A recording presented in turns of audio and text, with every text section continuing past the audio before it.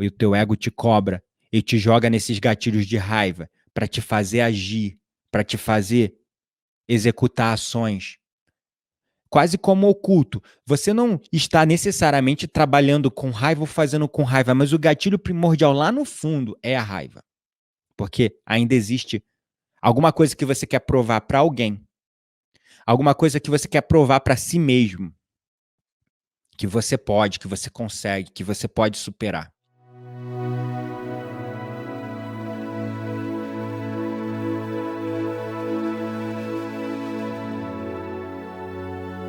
Hoje, depois da leitura das Cartas de Cristo, eu tive uma sessão de terapia com uma cliente e ela acessou uma raiva, uma revolta, um ressentimento muito profundo. Isso tocou meu coração, me inspirou para trazer uma mensagem para você. Porque a raiva ela pode parecer que ela te serve até certo ponto, mas chega um momento que ela só te atrapalha. Atire a primeira pedra quem nunca sentiu raiva ou ódio. Alguém recentemente sentiu ou teve um acesso de raiva? Que você se lembre, em algum momento, comenta aqui sim ou não. Quando eu falo recentemente, é na tua memória recente mesmo, alguma situação que talvez você tenha reagido ou agido através da raiva, ou até mesmo através de um acesso de raiva. Comenta aqui que eu quero saber como é que está a relação de vocês, a intimidade de vocês com a raiva. E este é um gatilho muito comum nas nossas vidas. Eu tenho certeza que todos que estão aqui nessa live, em algum momento de suas vidas, já sentiram raiva e ódio. Sem exceção, sem exceção. É aquela história, né? Como um bom escorpiano, eu sinto tudo muito intensamente. Eu dou um boi para não entrar numa briga, né? Mas quando eu entro na briga, eu dou 2 para não sair dela. E eu fico apegado aos sentimentos, eu fico apegado às sensações.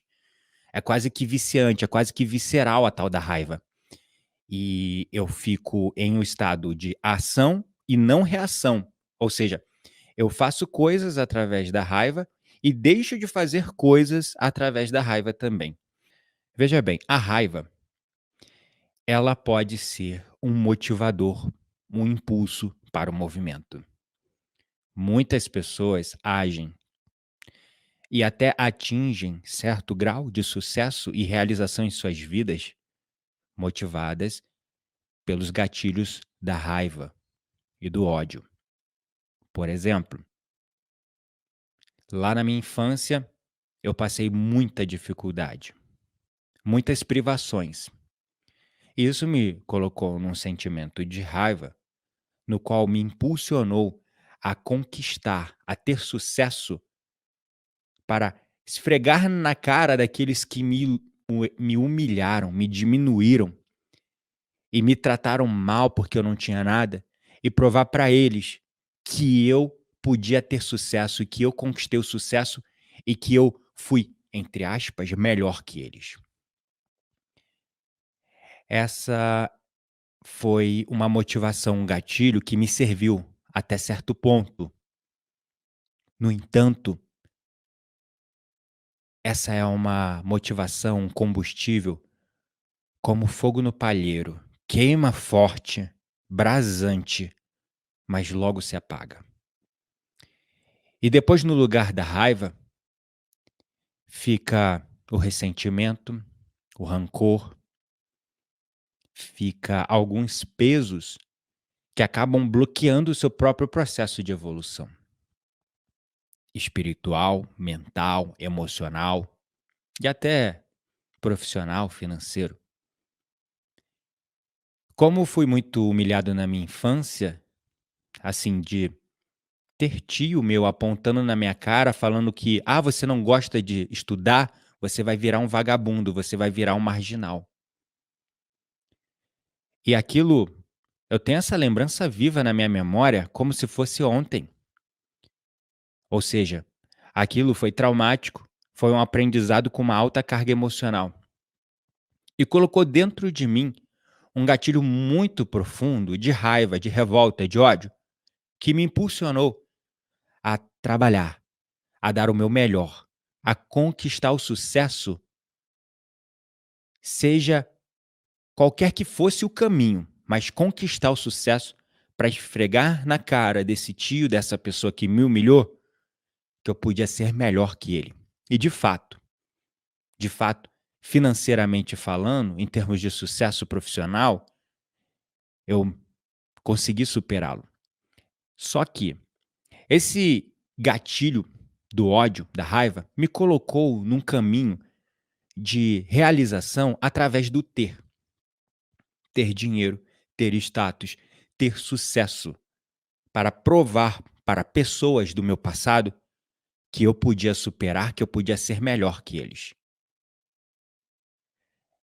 E isso me levou para um caminho que me distanciou da minha essência, me distanciou de quem eu sou verdadeiramente por dentro, da minha alma, e me levou para uma carreira meramente pautada no retorno financeiro.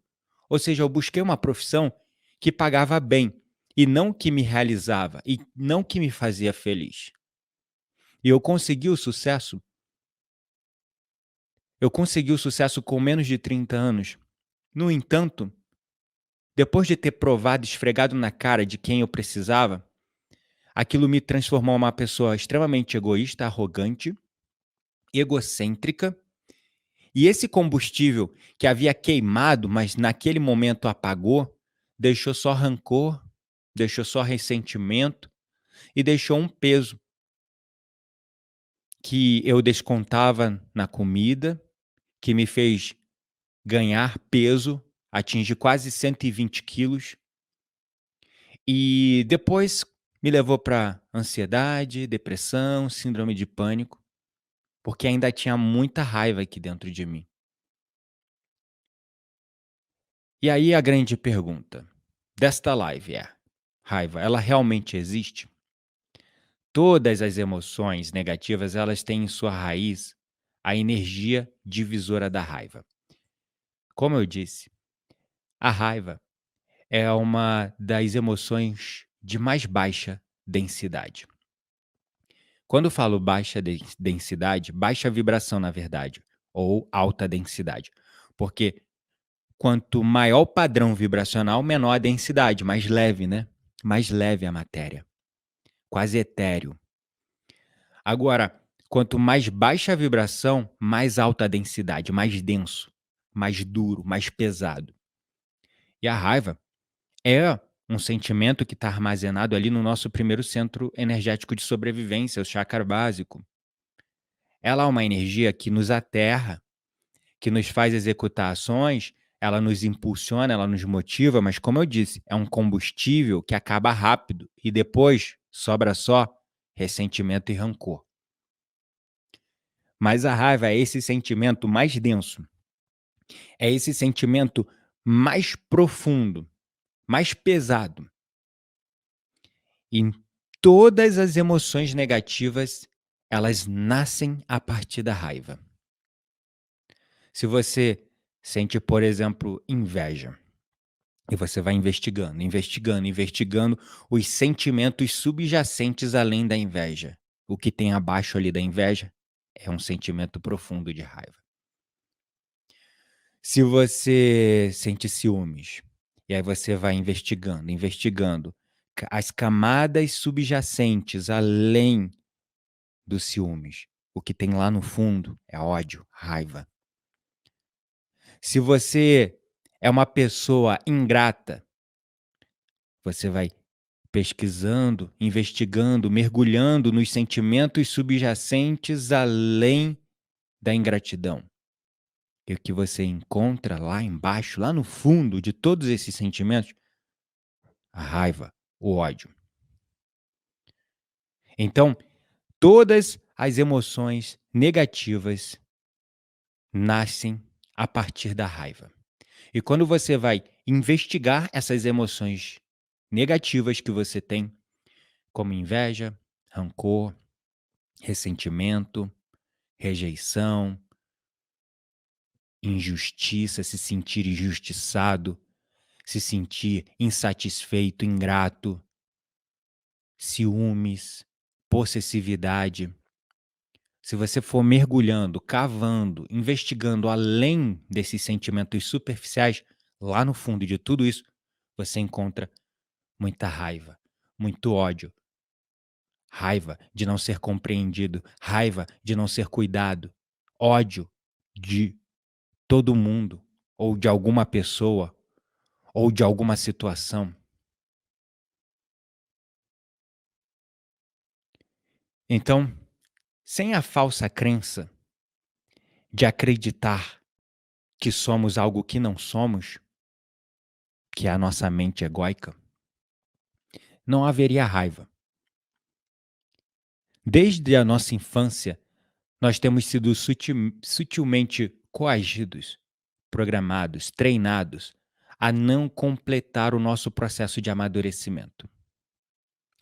Nós vivemos num estado de negação, ignorando essas raivas que carregamos dentro de nós, achando que este é o caminho para se libertar da raiva. Só que, como terapeuta, eu tenho observado que esse é o caminho que, no final, só finge que a raiva não está lá, mas ela continua, quase como um vírus, escondido, nas sombras, impulsionando suas ações e reações e decisões ao longo da sua vida.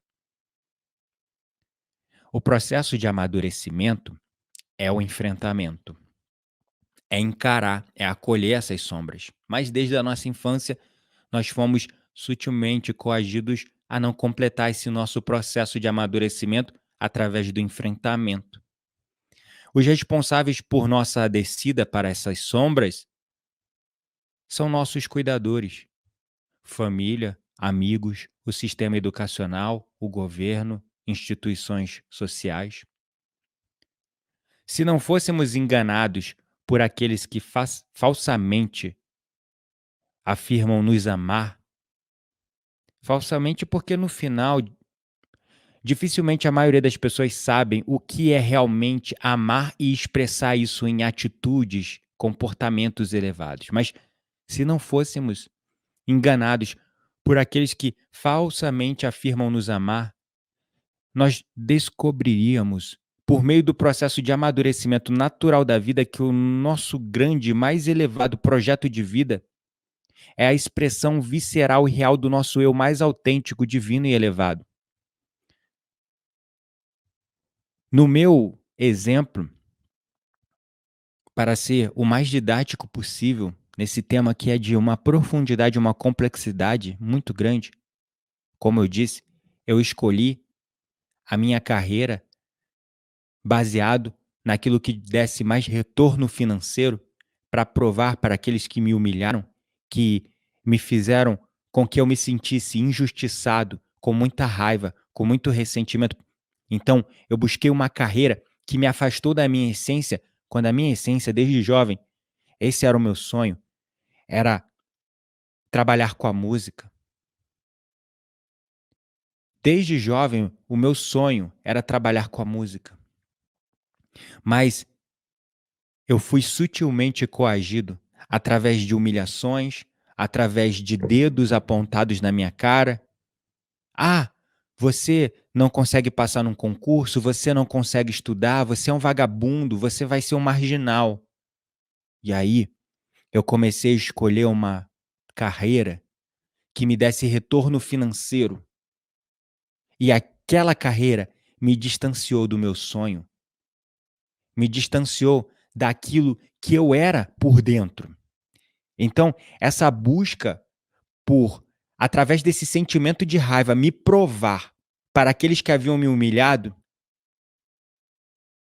me fez buscar uma carreira, uma profissão que só me distanciava da minha essência, da expressão visceral e real e verdadeira do meu eu mais autêntico, divino e elevado, que queria se expressar através desse lugar de amor, esse lugar artístico de contato com a música, de contato com a história, porque eu queria trabalhar com a música e fazer faculdade de história. Esse era o meu sonho. Eu amava história, eu adorava estudar sobre história, tudo sobre história. Vocês veem meu trabalho, sempre quando eu vou trazer algum tema, eu vou lá beber na antropologia, na arqueologia, na paleontologia, trago um histórico, depois conecto com as questões comportamentais, humanas, mentais, espirituais, energéticas, emocionais da nossa sociedade, do nosso contexto moderno atual. Mas vocês percebem que a história está na minha veia, está no meu sangue.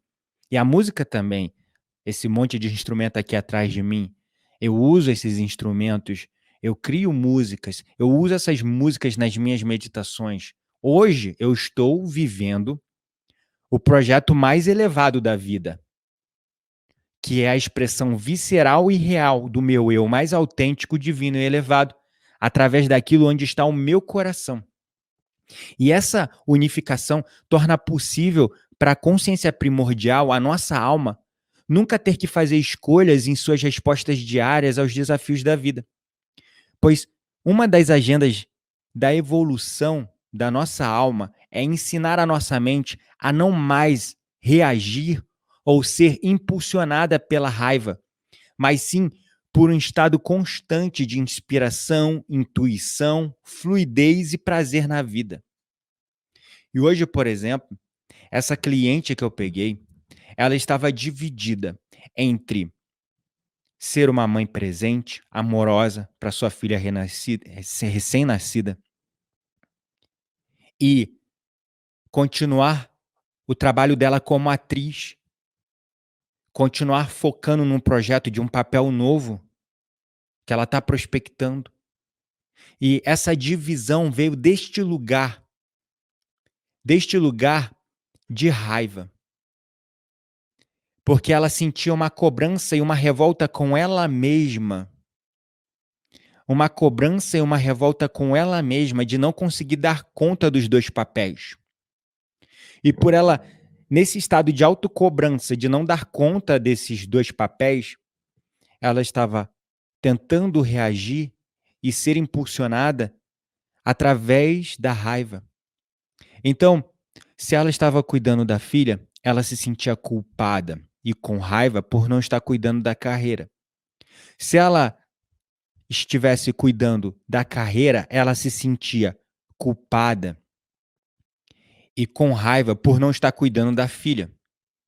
Esse sentimento de raiva foi um grande impulsionador para a carreira dela e garantiu para ela grandes papéis em novelas, inclusive, bem conhecidas. E ela conseguiu, através desse gatilho de raiva, tomar atitudes, realizar coisas, se impor, fazer-se ouvida e vista. Mas, nesse momento atual, esse sentimento não estava mais servindo para ela. No papel de mãe, ela se sentia com raiva de estar adiando a carreira dela, artística. E no papel de atriz, ela estava se sentindo com raiva de não estar sendo a mãe presente e amorosa que ela se cobrava ser. Percebe a dualidade e o conflito interno que deixava uma mácula, uma dor, um aperto grande no coração dela. E nós fomos investigando esse sentimento de raiva e descobrimos que esse sentimento de raiva vinha de uma revolta da infância dela, porque ela teve muitas privações com a família dela, com os pais dela, e desde muito cedo, com 9 anos de idade, ela teve que aprender a se cuidar sozinha. Ela teve que começar a trabalhar. Ela teve que começar a trabalhar. Muito jovem, com 9 anos de idade, e dar dinheiro para o pai e a mãe, para ajudar em casa. Imagina. Uma infância adiada. E aquilo gerava um certo sentimento de revolta, de raiva, um certo ressentimento da mãe, do pai. Porque ela era uma criança, mas ela adiou a infância dela. E neste lugar, ela foi vivendo a vida dela sempre impulsionada, motivada de raiva em raiva, de ódio em ódio, de ressentimento em ressentimento. E ela chegou em lugares significativos. Ela evoluiu, ela conseguiu resultados, ela atingiu a realização dentro da carreira artística dela. mas isso tirou ela de um estado de fluidez e de encontrar prazer na vida. Então, seria fácil para mim falar para ela: "Olha, então você precisa encontrar amor e fluidez e ficar presente enquanto você está cuidando da sua filha. E quando você estiver trabalhando, encontrar amor e fluidez enquanto você estiver trabalhando". Mas não é bem assim que a mente funciona. Não é bem assim que a mente funciona. A consciência primordial, a nossa alma, quando ela desperta, ela percebe imediatamente que a nossa natureza sem conteúdo, a nossa natureza primitiva, o nosso ego, o nosso eu mais egoísta, é a tela sobre a qual a vida se expressa. E aí, nessa tela sobre a qual a vida se expressa, o corpo ele expressa a vida através da maneira egóica de pensar, no estado constante de autocobrança. E nesse estado constante de autocobrança, nos sentimos sozinhos. Nossa, eu não tenho ajuda do meu marido. Nossa, eu não tenho ajuda de ninguém. Eu preciso dar conta do mundo sozinha. Eu tenho que ser uma boa mãe, eu tenho que ser uma boa profissional, eu tenho que ser um bom marido, um bom pai e um bom profissional. Mas eu não consigo fazer nada direito. E o teu ego te cobra e te joga nesses gatilhos de raiva para te fazer agir, para te fazer executar ações quase como oculto. Você não está necessariamente trabalhando com raiva ou fazendo com raiva, mas o gatilho primordial lá no fundo é a raiva. Porque ainda existe alguma coisa que você quer provar para alguém, alguma coisa que você quer provar para si mesmo, que você pode, que você consegue, que você pode superar. Só que a nossa alma, a nossa consciência primordial,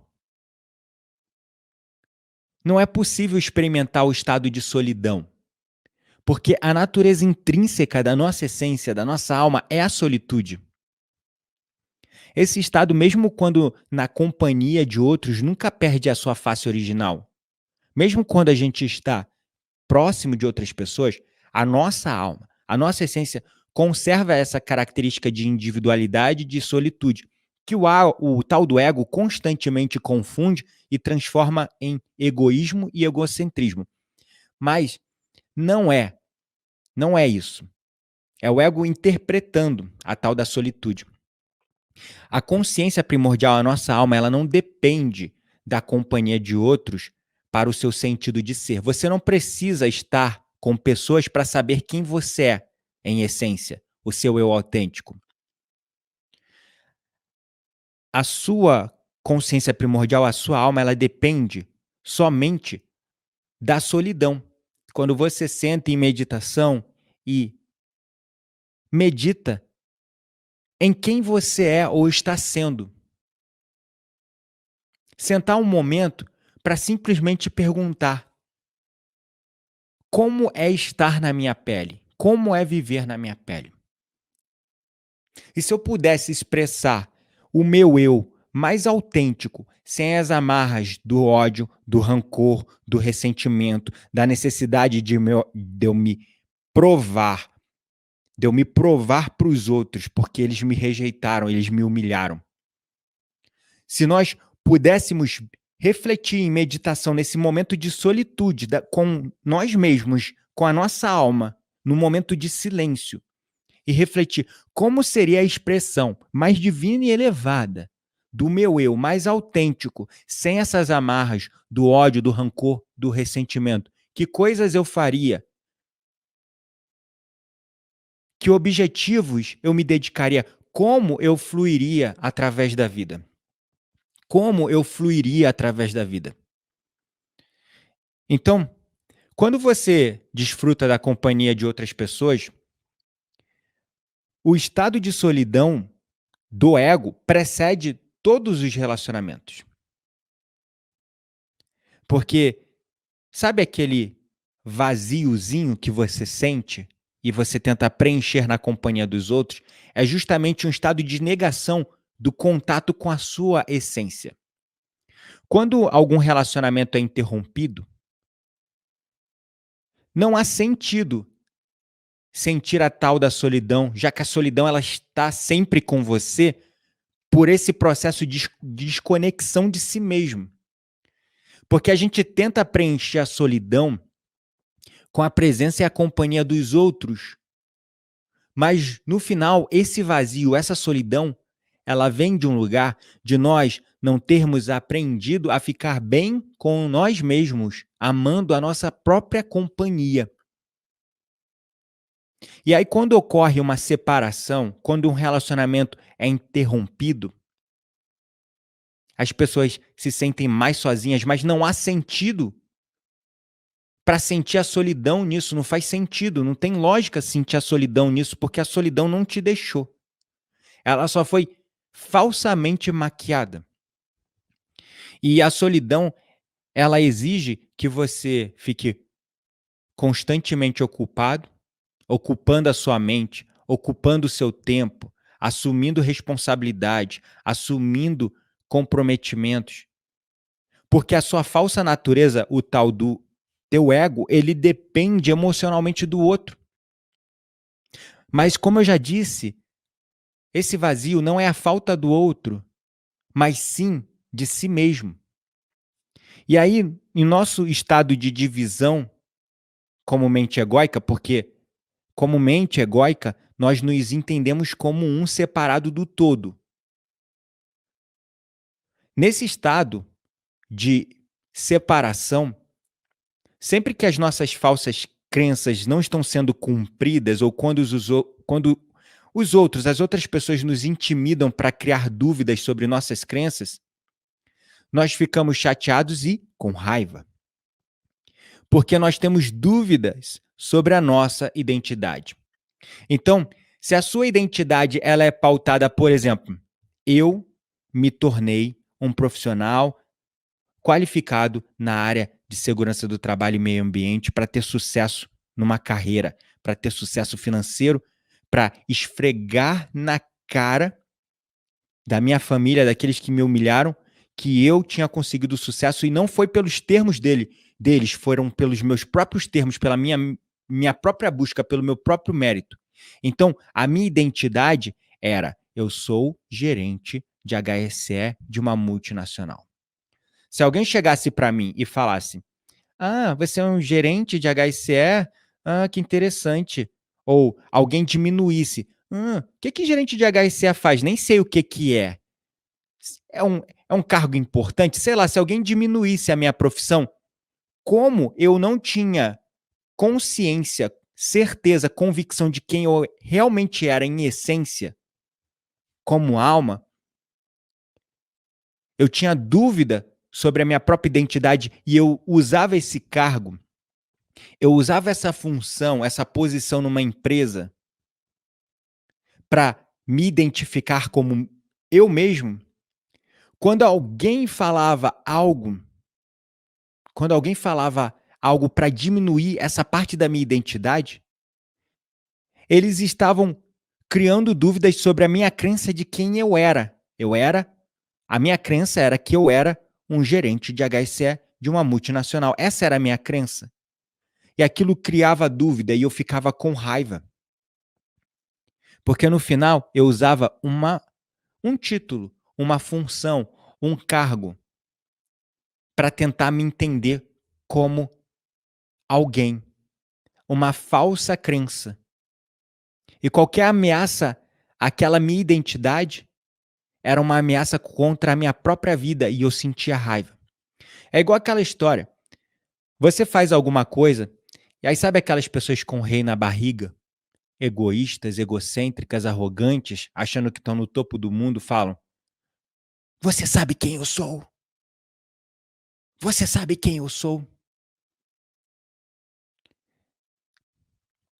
Já aconteceu isso, inclusive, comigo no trânsito. Uma pessoa me cortou, eu bati na traseira dela e eu falei: "Olha, você me cortou e para mim tá tudo bem, cada um fica com seu prejuízo, porque você que estava errado, você entrou na minha frente, não deu tempo de eu frear, por isso que eu bati na tua traseira." A resposta dele logo foi: "Você sabe quem eu sou?" E quando uma pessoa fala isso, espere logo que ela vai falar: eu sou juiz, eu sou policial, eu sou desembargador, eu sou deputado, eu sou presidente do Brasil. Mas espera aí, no nível de consciência que eu tenho hoje, você é tudo, menos isso, sabe? Em essência, em alma, você não é nada disso. Isso é uma falsa. É um falso sentido de eu que você se transvestiu para entender-se como algo ou alguém. Ninguém é advogado, ninguém é médico, ninguém é desembargador. Você está. Essa é a sua profissão. Esse não é o eu sou, a sua essência. E esse cargo, essa função, ela não te faz nem melhor, nem pior, nem superior e nem inferior a ninguém. É uma condição transitória. Na roda da samsara, a samsara da vida, ora você está em cima, ora você está embaixo. E por quê? Quando você está em cima, você vai usar sua condição, seu cargo, sua função, seu status, essa falsa identidade de quem você é, desse lugar de raiva para se provar, para humilhar os outros, desse lugar de revolta, desse lugar de raiva para se provar melhor que os outros que estão lá embaixo, nessa roda gigante da vida. Saiba que essa roda não para. Quando tu tá em cima, maravilha, mas vai ter um momento que você vai estar lá embaixo. E se você humilhou os caídos, quando você cair, você será humilhado por aqueles que se ergueram. Porque isso é o karma, é a lei da casualidade, é a lei da causa e efeito, da ação e da reação. Você planta e colhe. Então, esse estado de divisão comumente egóica, sempre quando as falsas crenças que nós temos sobre quem somos, quando uma pessoa pergunta, você sabe quem eu sou? E aí, quando você pergunta quem você é e a pessoa responde, eu sou desembargador, eu sou diretor, essa é uma falsa crença de identidade, ela se identifica deste lugar. E aí, quando alguém ameaça ou diminui essa identidade, essas pessoas sentem ainda mais raiva. Porque se a pessoa responde, ah, eu sou desembargador, aí você fala, pois é, eu sou presidente, eu sou senador. E você se coloca num pedestal acima dele, ele sente mais raiva e revolta. E no final, os dois não sabem quem eles são por dentro. No final, eles têm dúvida sobre a própria identidade, eles estão usando essas máscaras. E o eu sou deles, no final, é um cargo quão medíocre isso é. Essa dúvida da identidade, ela está sempre em segundo plano, como uma nuvem do desconhecido. E a raiva, ela vem como uma forma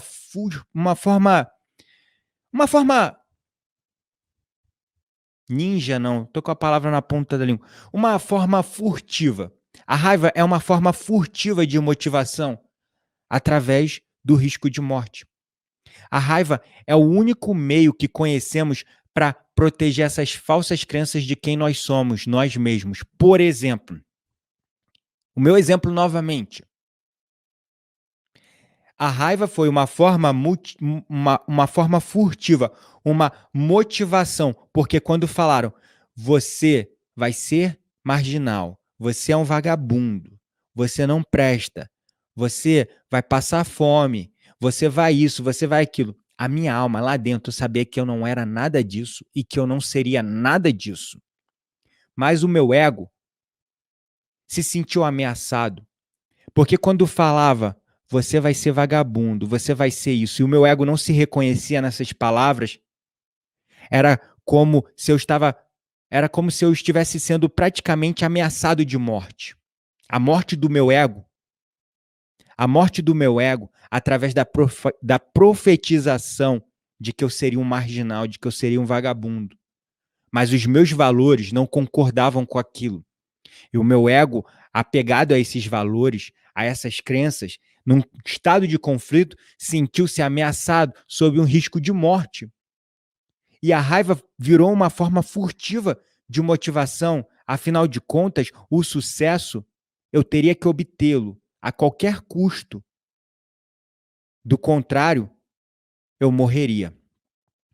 É assim que a sua mente subconsciente conversa com você. Ela tem uns diálogos muito bizarros, tipo, se você não tiver sucesso, você vai morrer. E eu falo porque trabalhando com crenças como terapeuta, a gente chega em crenças às vezes assim, que não faz sentido. Se você não tiver sucesso, você vai morrer.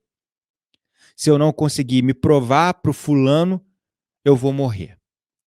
E aí, essa raiva, ela vira o único meio que nós conhecemos para proteger essas falsas crenças. Por exemplo, a minha moral de que eu não seria um marginal, de que eu não seria um vagabundo. A raiva foi o mecanismo para me proteger, para proteger essas falsas crenças. E se nós não protegermos essas falsas crenças ou essas crenças de quem somos, o nosso ego morre. Logo, a sensação visceral é de que nós estamos morrendo também. Aí vem ataque de raiva, acessos de raiva, de ódio, ou muitas vezes muita ansiedade, ataques de pânico, porque estão ameaçando a sua identidade. Logo, se estão ameaçando a sua identidade, estão ameaçando a vida do teu ego. E aí, o que eu quero de verdade convidar você nessa reflexão ao invés de tentar se motivar pela raiva ou convencer as pessoas através da raiva, busque persuadir efetivamente a si mesmo e o outro através do coração. Essa persuasão amigável neutraliza a falsa persona do outro para que haja uma real chance de você ser ouvido e compreendido por si mesmo e pelos outros. Com a motivação da raiva e do julgamento, você tem pouca ou nenhuma chance de ser ouvido. E, novamente, ser ouvido por si mesmo ou pelos outros. Então, quando você tenta motivar os outros também através da raiva, porque no final, hoje, fazendo um exercício de empatia, eu percebo que aquele meu tio fez. Ele usou uma estratégia para me motivar através da raiva. Não sei se conscientemente ou inconscientemente, mas eu posso dizer que foi uma estratégia, uma forma de me motivar. Porque no consciente coletivo existe uma força muito grande, uma consciência muito grande de que a raiva motiva as pessoas. A raiva gera o que os gringos chamam de grit, vontade, força de vontade, garra, ação. E que você deve canalizar a raiva para a ação e para o movimento. Então hoje está muito claro que esse meu tio, ele usou o julgamento, ele usou a ameaça como uma forma de me motivar para o movimento, para eu tomar vergonha na cara, para eu fazer as coisas. Só que isso me ajudou? Ajudou até certo ponto. Será que existe uma outra forma da gente se motivar além da raiva? Porque o oposto do sentimento de raiva, lá no nosso chakra básico, sabe o que que é? Lá no nosso chakra básico. O oposto de raiva não é o amor, quando eu estou falando do chakra básico. O oposto de raiva, lá no nosso chakra básico, é o prazer. É o gozar. É o prazer, é o gozar a vida. Então você pode se movimentar por um gatilho de raiva, ou você pode se motivar e se movimentar através de um gatilho de prazer. Tem uma frase do Anthony Robbins que ele fala o seguinte: as pessoas fazem o que elas fazem para fugir da dor ou obter prazer. Todas as ações humanas, elas são motivadas ou para fugir da dor ou para obter prazer. Fugir da dor é o quê? A dor da raiva. Então o meu ego está ameaçado, a minha virtude, a minha moral, os meus valores estão ameaçados. Logo, a vida do meu ego está em risco. Então, neste estado de evitar a dor, eu vou agir através da raiva. Mas você também pode agir através de um estado de fluidez, para obter prazer na vida, para encontrar prazer na vida. Eu não quero falar aqui como uma regra, mas eu sinto que a raiva geralmente ela nos muda no sentido negativo. Geralmente ela nos muda no sentido negativo. A própria história da minha esposa, ela é bem assim, recheada de raiva e revolta. Ajudou ela a chegar num ponto muito crucial da vida dela. No entanto, a vida entrou por outros caminhos e fez ela frear. Porque se ela se mantesse motivada pela raiva, ela não ia chegar num lugar legal. Então chega um momento da nossa jornada de evolução que a raiva não nos serve mais. Aconteceu comigo, aconteceu com a minha esposa. O momento dela parar para refletir foi quando ela caiu de cima de uma escada, bateu com as costas no chão e quebrou uma vértebra na coluna dela, quase ficou paraplégica. E o meu foi a ansiedade, o ataque de pânico, a depressão, a síndrome de pânico. Chega um momento que a vida vem e fala: ei, esse gatilho de raiva não vai te servir mais, para. Você pode parar pelo amor ou pela dor. Então a raiva me mudou, mudou a minha esposa também. A história dela é recheada de raiva, assim como a minha. A raiva me fez mudar para uma pessoa muito egoísta. E ela era da mesma maneira, nós não nos conhecíamos. Nós nos conhecemos na melhor fase das nossas vidas, quando nós estávamos mais conscientes e evoluídos espiritualmente. A questão é, a raiva, ela sempre nos leva para a nossa pior versão. Aí vai chegar lá na nossa pior versão, a gente vai tomar uns tapas, uns chutes, uns socos, umas bicudas da vida e a gente vai aprender pela dor. Se a gente insistir na raiva como um gatilho para o movimento, como um gatilho para a ação, como um gatilho para a transformação, como um gatilho para a realização, para o sucesso, para o propósito, caramba, tá foda isso aí, pro propósito, essa raiva vai te fazer mudar através de um estado de dor. Ela vai te ensinar através da dor. Foi comigo assim, foi com você assim, foi com a minha esposa assim, foi com essa cliente que estava no estado de dor e de conflito enorme hoje. Então a raiva, ela não nos serve.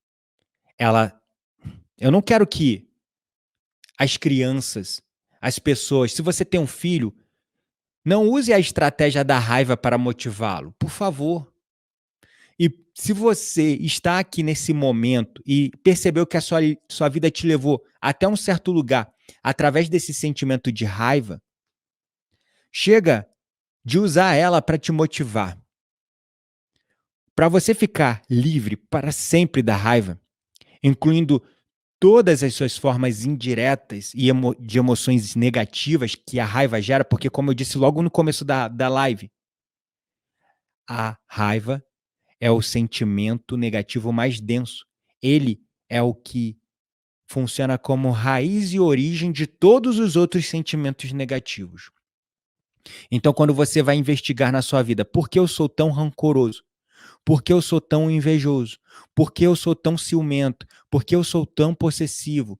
Por que eu me sinto tão injustiçado? Por que eu me sinto tão vítima da vida? Por que eu sou uma pessoa tão ingrata? Você vai investigando, investigando e vai mergulhando nos sentimentos subjacentes além desses sentimentos negativos e você vai encontrar lá no fundo raiva e ódio.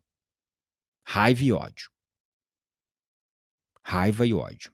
Então, para você ficar livre para sempre da raiva, incluindo suas formas indiretas de emoções negativas, o universo nos forneceu apenas uma saída. Na verdade, essa não é a única saída. O universo nos forneceu duas saídas. A primeira saída é a saída que a maioria das pessoas usam, que foi a saída que eu usei, que a Maneide usou, que a minha esposa usou. A saída do aprendizado através da porta da dor. A outra porta que o universo nos forneceu, a outra saída a qual o universo nos forneceu, é a porta da percepção, da contemplação. Uma visão que está na mente egóica, que nós podemos chamar de meditação. Então, comece o caminho para a liberdade estando ciente da necessidade do trabalho interno que você precisa fazer. De reconhecer a fonte da sua raiva, do seu ódio, do seu rancor. De reconhecer por que isso te impulsionou, por que isso te fez crescer. E convidar o seu corpo a começar a usar a motivação do prazer, do curtir, do fluir através da vida.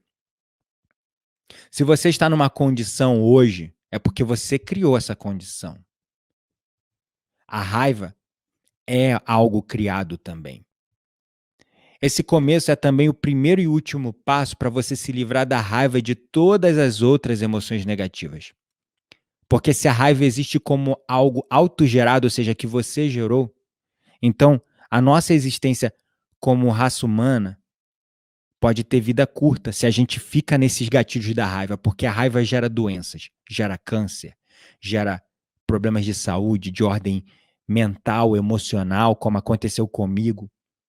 E pode gerar até mesmo acidentes, como aconteceu com a minha esposa. A raiva é uma criação do nosso estado de consciência. Logo, fazer essa raiva existir ou deixar de existir depende apenas de você.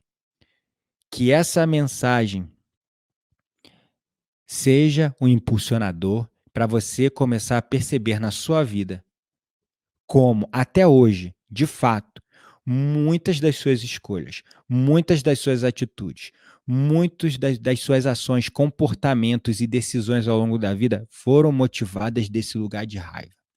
Alguém te falou algo lá no passado que ameaçou a vida e a existência do teu ego naquela época.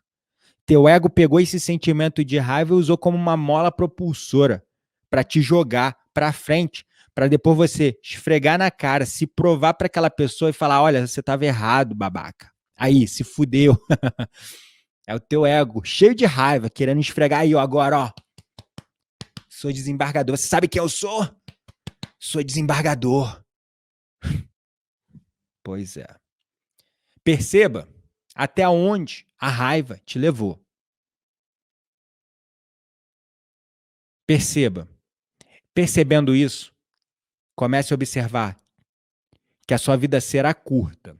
A sua saúde será prejudicada. Se você continuar movimentando-se como energia, como motivação de raiva em raiva, de ressentimento em ressentimento, de rancor em rancor. E a partir deste lugar, faça a escolha consciente de aprender através de um estado de amor, de prazer, de tesão pela vida, de fluir com graça e leveza.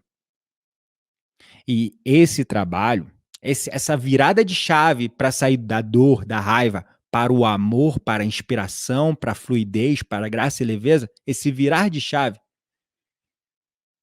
só a prática consciente do momento presente, sentado em meditação, todos os dias, refletindo nas suas sombras, ou só buscando o estado de equanimidade, de equilíbrio, de paz interior,